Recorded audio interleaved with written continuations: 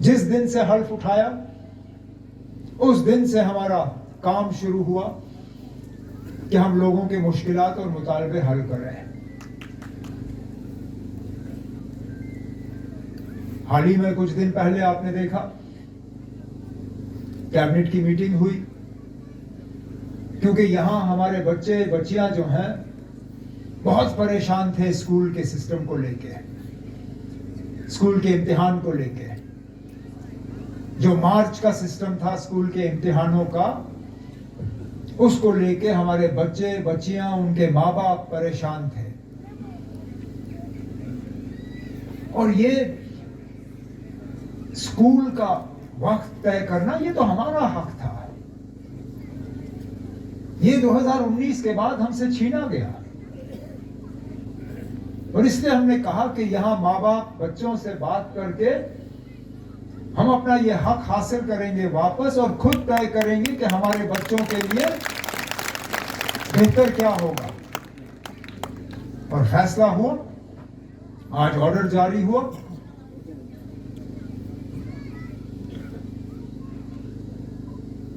सिर्फ 10वीं 11वीं और 12वीं जमातों के लिए ऑर्डर अगले साल लागू होगा। बाकी बच्चों के इम्तिहान इसी साल खत्म होंगे, फिर सर्दियों में वो ट्यूशन वगैरह और अगले साल की तैयारी कर सकें। इसी तरह मैं इलेक्शन में बार बार आपसे कहता रहा कि इस असेंबली के जरिए हमने अपनी आवाज बुलंद करनी है। इस असेंबली के जरिए हमने पैगाम भेजना है कि जो हमारे साथ हुआ 5 अगस्त 2019 को, वो हमें काबिल कबूल नहीं है, कि वो हमारी इजाजत, हमारी मर्जी और हमारे मशवरे के बिना हुआ। अब जब पहले दिन उसका कहीं जिक्र नहीं हुआ, कुछ लोगों ने हमें ताने देने शुरू किए, भूल गए, धोखा दिया। जनाब, हम धोखा देने वाले लोगों में से नहीं हैं।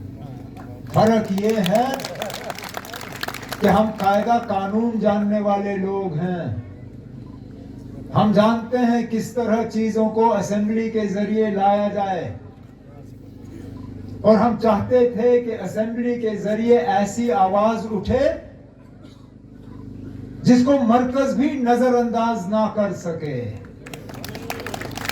नहीं तो हम पहले दिन ऐसा रेजोल्यूशन लाते जिसको वो उठा के रद्दी की टोकरी में फेंक देते, फिर क्या फायदा होता। हम चाहते थे असेंबली से ऐसी आवाज आए जो मरकज को कल मजबूर करे हमसे बात करने के लिए, जो कल को मरकज नजरअंदाज ना कर सके। और वो आवाज आपकी कल असेंबली ने बुलंद करके वो रेजोल्यूशन पास करके दुनिया को बताया कि हम क्या चाहते हैं और क्या हासिल करके रहेंगे। इसी तरह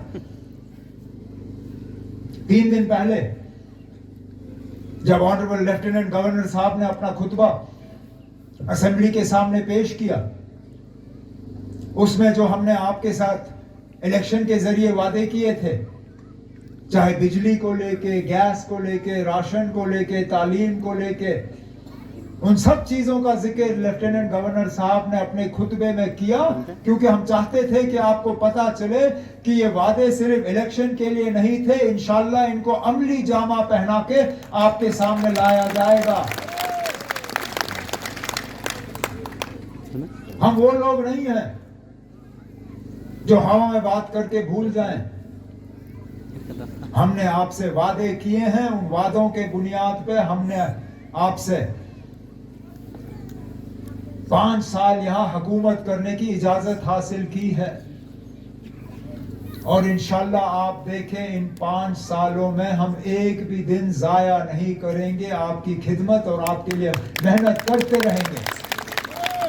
मैंने आपसे कहा था आपको मेहनत एक दिन करनी होगी, जिस दिन आपको पोलिंग बूथ में जाके अपने कीमती वोट का इस्तेमाल करना होगा। आपने मेहनत की, अब 5 साल के लिए आपको मेहनत करने की जरूरत नहीं होगी। मेहनत हम लोग करेंगे और उसका फायदा आपको हासिल होगा।